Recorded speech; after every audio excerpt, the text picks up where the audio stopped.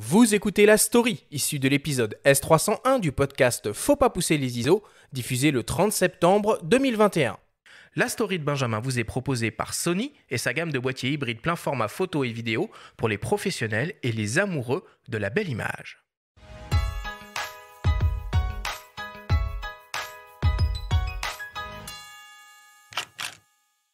Cherry Blossom, ou fleur de cerisier pour les plus réfractaires à la langue de Shakespeare. C'est le titre retenu par Bruce Gilden pour son dernier ouvrage consacré au Japon. Un choix quelque peu déroutant quand on connaît le style brut et percutant du photographe de rue, qui prend racine dans les allées sombres et enfumées de son Brooklyn natal, loin des printemps hauts en couleurs rythmés par la floraison des cerisiers au pays d'Okusai. En retournant le livre, sur la 4e de couverture apparaît, incrusté dans la toile mauve, le portrait d'une dame en kimono, ornée des fameuses fleurs de cerisier. Elle tient un os de volaille entre les mains. Selon Gilden, ce cliché, je cite, n'a rien d'extraordinaire en soi, mais le fait que le sujet soit en train de manger du poulet frit dans une tenue traditionnelle donne une dimension nouvelle à l'image. Tout simplement parce que l'on ne s'y attend pas, explique-t-il. À l'occasion de plusieurs résidences entre 1995 et l'an 2000, le photographe new-yorkais arpente Sanya, alors bouillant quartier situé dans l'arrondissement de Taito à Tokyo. Chaque matin, avant l'aube, le Leica chargé de films Tri-X, il part à la rencontre des marginaux, des invisibles de la société nippone, à milieu des cohortes de cols blancs sagement alignés au pied des tours à Roppongi ou des kawaii gentiment excentriques sous les néons d'Akihabara. J'ai cru débarquer dans un autre monde, se souvient-il, un genre de cour des miracles version japonaise où tous les journaliers, indigents, alcooliques et autres paumés exclus de la société subsistent au jour le jour. Accompagné d'un interprète, il réalise des portraits saisissants de sans-abri, yakuza ou encore bozozuku, des membres de gangs de motards adolescents. Résultat, des images noir et blanc frontales, de véritables coups de poing. Du Gilden pur jus, venu cette fois d'une autre rive du Pacifique.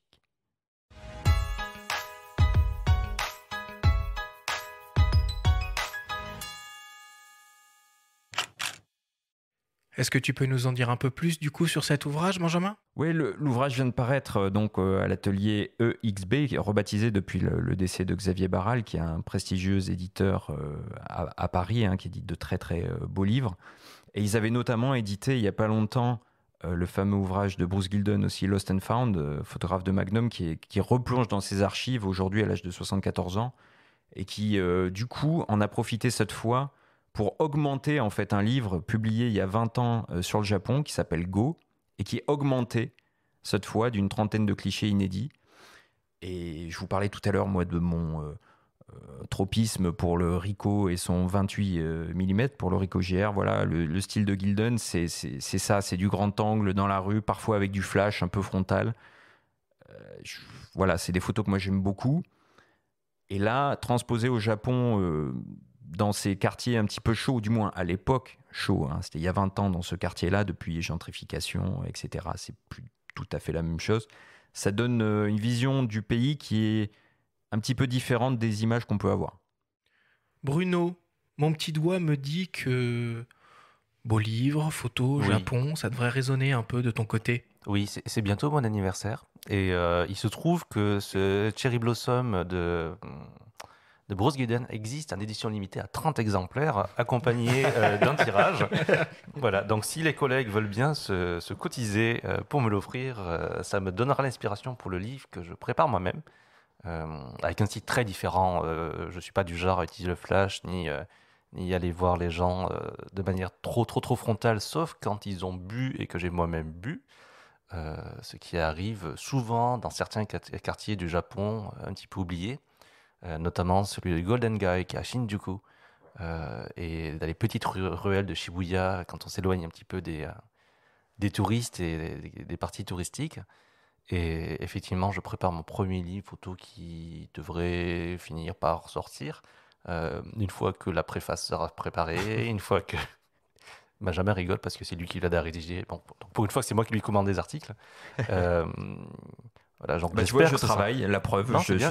Donc j'espère que je peaufine ma culture nippone. J'espère que ce sera prêt pour Noël dans un monde parfait. Mais je me suis un petit peu compliqué les choses parce que la couverture sera faite à Tokyo par une artiste japonaise que j'ai rencontrée à République. La traduction sera faite par un Écossais qui habite à Londres et l'impression sera faite par un imprimeur que l'autre Bruno, connaît bien, parce que normalement, ça devrait être Escourbiac. D'accord. Si je comprends bien, ça sera de l'auto-édition.